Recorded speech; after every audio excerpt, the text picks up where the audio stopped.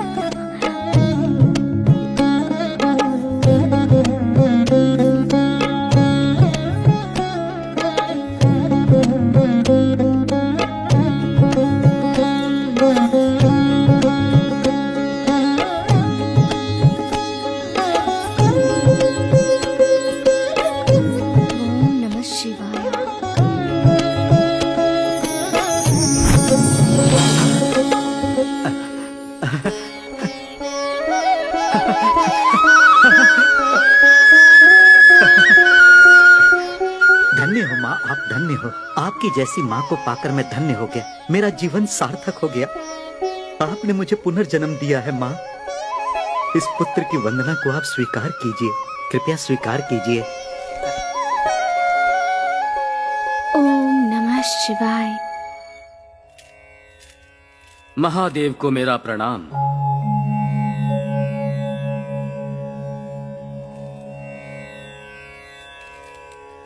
काल पुरुष, आप तो हमारे पास कभी नहीं आते थे, तो आज आने का कारण क्या है?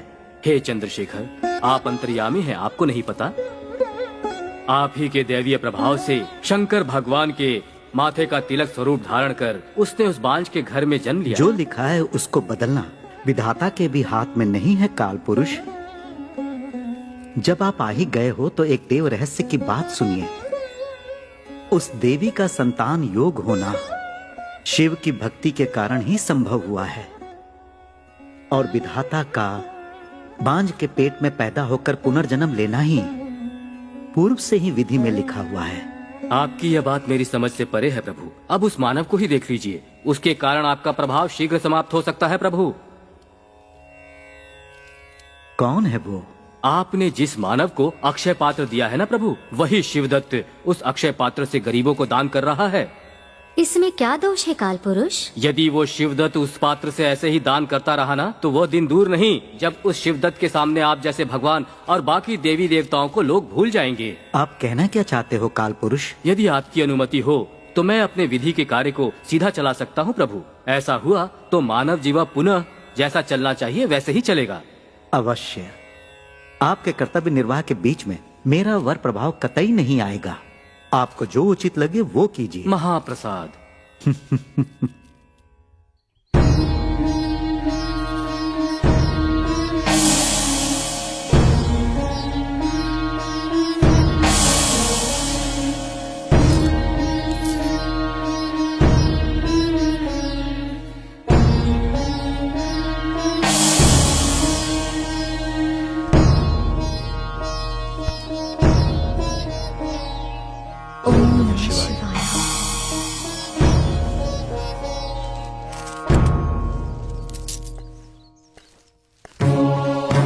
हर हर महादेव, शंभू शंकर। कश्मीर प्रदेश से तुम्हारे पास मदद मांगने आया हूँ। मैं आपकी किस प्रकार से सहायता कर सकता हूँ स्वामी? बिना मुंह देखे हम सहायता स्वीकार नहीं करते। बोलिए स्वामी, क्या चाहिए आपको? कश्मीर प्रदेश अभी बहुत दरिद्र हो गया है। इस समय हमारी प्रजा भूख प्यास से तड़प रही है। ऐसे समय में आप जो सदैव देते हैं वही देंगे तो हमारा काम नहीं चलेगा। इसलिए निसंकोच कहिए स्वामी, आप जो मांगेंगे हम देने का प्रयास करेंगे। इस समय मैं जो आपसे मांगूंगा उसके लिए ना तो नहीं कहेंगे। आप एक बार मांगिए तो, यदि मुझसे संभव होगा तो मैं मना नहीं करूँगा। यदि आप हमारे प्रदेश की दरिद्रता को मिटाना चाहते हैं तो आपके पास जो अक्षय पात्र है वो मुझे दे दीजिए। ये भला कौन सी बड़ी बात है स्वामी जी, आप इसे स्वेच्छा से ले जाइए। ये लीजिए। भला हो तुम्हारा, भला हो। जो दान तुमने दिया है वो इतिहास में बड़े बड़े अक्षरों में लिखा जाएगा। चलता हूं। नमस्ते स्वामी जी।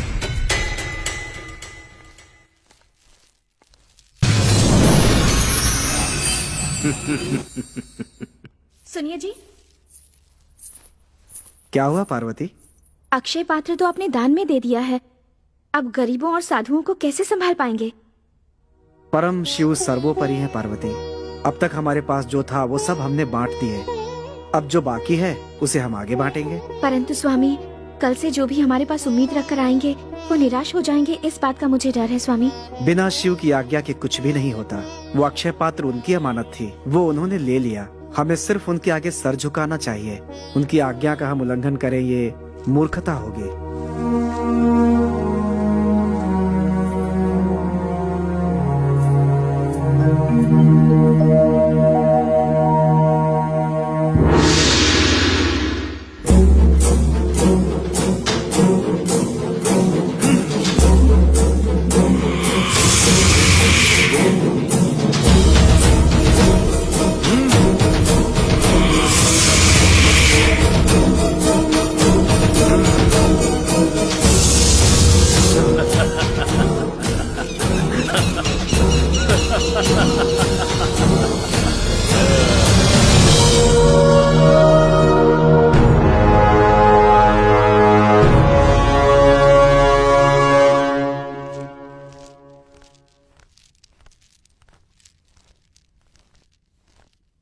प्रभु को मेरा प्रणाम स्वीकार हो।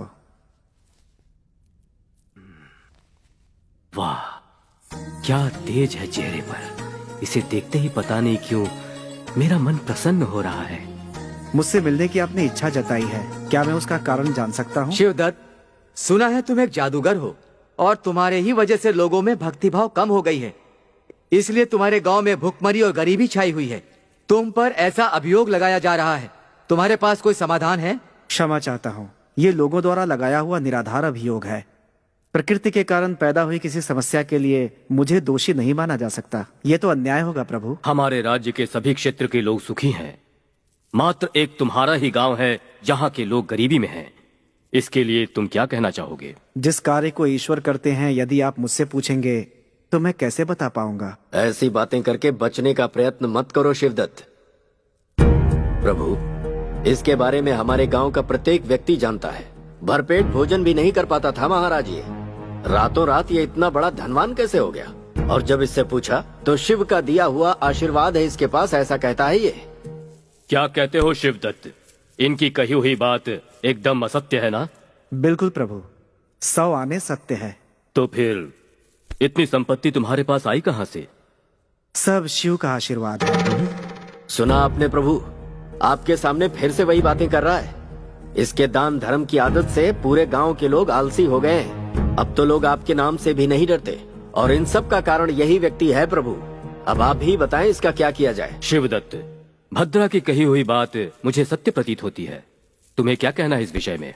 इस प्रश्न का उत्तर तो परम शिव ही दे सकते हैं। सुन रहे हैं प्रभु इसकी अभिमान भरी बातें? कह रहा है समाधान भगवान बताएंगे। यदि इसे भगवान पर इतना ही अभिमान है तो इसे उनके पास जाने की आज्ञा दीजिए। महाराज को क्या करना है ये तुम्हें बताने की आवश्यकता नहीं है। भूल हो गई, क्षमा चाहता हूँ महाराज। शिवदत्त, आज जो तुम्हारे गांव की हालत है उसका कारण सिर्फ तुम हो, परंतु तुम उसका सही जवाब नहीं दे रहे हो। प्रभु, ये तो सत्य है कि मेरे गांव के लोग गरीब हैं और उनकी परिस्थिति अत्यंत ही दयनीय है। भगवान हर एक मनुष्य की परीक्षा लेते हैं। उस परीक्षा में जो सफल होता है वो मनुष्य है, अन्यथा शरणम नास्ति तमेव शरणम मम। ऐसी हृदय से प्रार्थना करे तो भोले शंकर उसकी अवश्य सुनते हैं। इतना भरोसा है तुम्हें उन पर? तो सदा शिव पर भरोसा करने वाला कभी पराजित नहीं होता। यदि हृदय से प्रार्थना करें तो उनका आशीर्वाद मिलता है। यदि तुम्हारी प्रार्थना में इतनी ही शक्ति है तो ग्रामवासियों को धनवान क्यों नहीं बना देते? अहो भाग्य। तो फिर मैं तुम्हें 15 दिनों का समय देता हूँ। यदि इस समय के भीतर बारिश नहीं होती है तो तुम्हें यह राज्य छोड़कर जाना होगा। तुम इस बात से सहमत तो हो ना? राज्य छोड़कर ही नहीं जाऊंगा प्रभु। मेरा प्रयास असफल हुआ तो मृत्यु को नहीं संकोच गले लगाऊंगा। राजा जी तुम्हें सिर्फ राज्य बचाने के लिए कह रहे हैं शिवदत्त। प्राण त्यागने के लिए नहीं कह रहे। भगवान भक्तों के वश में हो जाते हैं। यदि निश्चल होकर उनसे प्रार्थना करें तो आशीर्वाद देते हैं। यदि समय से पहले वर्षा को बुला पाने में असफल रहा तो मान लूंगा कि मेरी भक्ति में ही कमी है। तो ऐसे में मेरे लिए जीवित रहकर भी मरने के समान होगा। जाने की आज्ञा चाहता हूँ प्रभु।